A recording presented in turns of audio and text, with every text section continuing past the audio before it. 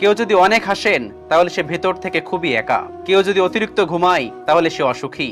কেউ যদি খুব কম কথা বলে কিন্তু যেটুকু বলে খুব দ্রুত বলে, তবে সে কিছু গোপন করছে। যে কাঁদতে পারে না সে দুর্বল প্রকৃতির। কেউ যদি অস্বাভাবিকভাবে খাবার খায় তাহলে সে কোনো মানসিক চাপে আছে। কেউ যদি একটুতেই কেঁদে ফেলে তাহলে সে খুব নিরীহ এবং কোমল হৃদয়ের। কেউ যদি খুব ছোটখাটো বিষয়ে রেগে যায় তাহলে তার ভালোবাসা দরকার। কথা বলার জন্য যতটুকু যোগ্যতা লাগে, নীরবতা অবলম্বন করার জন্য এর চেয়ে অনেক বেশি যোগ্যতা লাগে।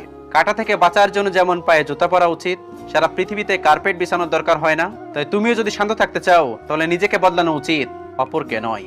সৎ এবং মহৎ ব্যক্তিদের সমালোচনা করা খুবই সহজ, কিন্তু তাদের মতো হওয়াটা অনেক কঠিন।